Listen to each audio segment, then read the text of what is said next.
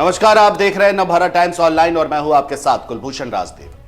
नेपाल के प्रधानमंत्री पुष्प कमल दहल प्रचंड ने एक बार फिर से चीन समर्थक पूर्व प्रधानमंत्री केपी ओली के साथ हाथ मिला लिया है। प्रचंड ने पिछले 15 महीने से चले आ रहे नेपाली कांग्रेस के साथ अपने गठबंधन को तोड़ दिया है। इस घटनाक्रम के बाद नेपाल में प्रचंड कैबिनेट में 3 नए मंत्रियों के शामिल किया गया और प्रचंड की पार्टी संसद में तीसरे नंबर पर आती है, लेकिन वह लगातार गठबंधन बदलकर सत्ता में बने हुए हैं। वही संसद में सबसे बड़ी पार्टी नेपाली कांग्रेस को अब विपक्ष में रहना होगा। इस बीच भारत समर्थक नेपाली कांग्रेस ने आशंका जताई है कि प्रचंड और ओली में गठबंधन के पीछे चीन का बड़ा हाथ हो सकता है। इस बीच मालदीव में सैन्य समझौता करने के बाद चीनी सेना का दल अब नेपाल पहुंच रहा है और माना यह जा रहा है कि कई डील पर हस्ताक्षर भी हो सकते हैं। अब तक केपी ओली अक्सर प्रचंड की कड़ी आलोचना करते रहते थे, लेकिन अचानक से उनके सुर बदल गए। नेपाली कांग्रेस ने संदेह जगा दिया है और काठमांडू पोस्ट की रिपोर्ट के मुताबिक नेपाली कांग्रेस के नेताओं ने कहा कि चीन लंबे समय से यह प्रयास कर रहा था कि ओली और प्रचंड एक हो और अब वो हो गए हैं। नेपाली कांग्रेस के नेता शेर बहादुर देउबा ने कहा कि मैं सब कुछ करने के लिए तैयार था, लेकिन प्रचंड ने हमें धोखा दिया। उन्होंने कहा कि प्रचंड और ओली के बीच पिछले 6 महीने से बातचीत चल रही थी। नेपाली कांग्रेस ने यह भी कहा कि इस डील के पीछे एक विदेशी कारण भी है। उनका इशारा खुल करके चीन की ओर था। वहीं प्रचंड की पार्टी ने चीन की किसी भी भूमिका से इनकार किया है। इस बीच मालदीव में सैन्य समझौते पर हस्ताक्षर करने के बाद चीनी सेना का एक दल नेपाल पहुंच रहा है।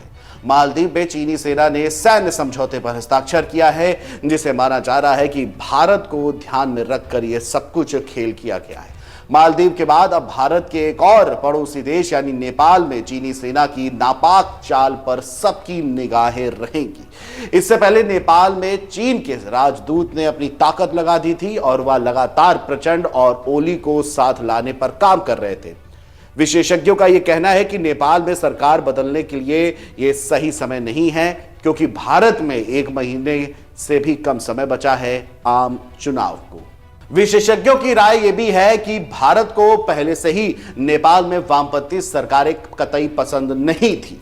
भारत उन राजनीतिक दलों को पसंद करता है जो उदार लोकतांत्रिक सिद्धांतों में विश्वास रखते हैं। साल 1950 के दशक में नेपाली कांग्रेस जैसे लोकतांत्रिक दलों का विरोध करते के लिए नेपाल में कम्युनिस्ट पार्टियों का गठन किया गया था। तब नेपाल की राजशाही ने भी वाम दलों का समर्थन किया था। नेपाल की कम्युनिस्ट पार्टियां हमेशा भारत के विरोध में ही रही हैं। चीन ने नेपाल में वामपंथी एकता के विचार को प्रोत्साहित किया था। साल 2008 में नेपाल में राजशाही समाप्त होने के बाद चीन ने वाम दलों का समर्थन किया और उन्हें एकजुट होने के लिए लगातार प्रोत्साहित किया। चीन ने साल 2020 और 21 में प्रचंड और ओली की पार्टियों सीपीएन माओवादी और सीपीएन यूएमएल को एकजुट करने की लगातार कोशिशें की, लेकिन सर्वोच्च न्यायालय ने इसकी अनुमति नहीं दी। दोनों नेताओं का विलय हो गया है और नेपाली कम्युनिस्ट पार्टी का गठन हुआ, लेकिन विलय पंजीकृत नहीं हुआ। अब सीपीएन माओवादी और सीपीएन यूएमएल दोनों के दूसरे दर्जे के नेता चाहते हैं कि उनकी पार्टियां मिलकर चुनाव लड़ें।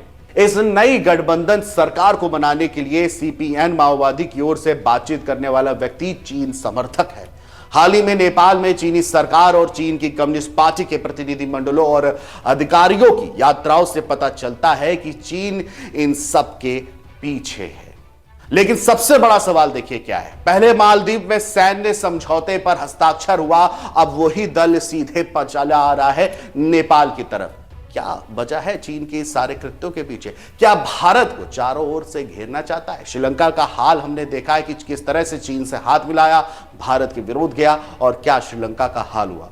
अब मालदीव के भी सुर बदले हुए हैं। वहीं अब दूसरे पड़ोसी देश यानी नेपाल को भी अब चीन जो है भारत के विरोध में पुरजोर खड़े करने की कोशिश है, क्योंकि नेपाल के 2 प्रचंड विरोधी ओली और प्रचंड जो है नेता जो हैं ओली और प्रचंड, ये दोनों अब एक हो गए हैं और इनको एक करने का सर्वोच्च शिखर जो है वो चीन के पास जाता है। चीन ने ये कर दिया है, यानी कि बहुत बड़ा खेल खेलने की फिराक में है ये ड्रैगन। फिलहाल अभी के लिए इतना ही। देश दुनिया की बड़ी खबरों के लिए आप बने रहिए नवभारत टाइम्स के साथ। नमस्कार।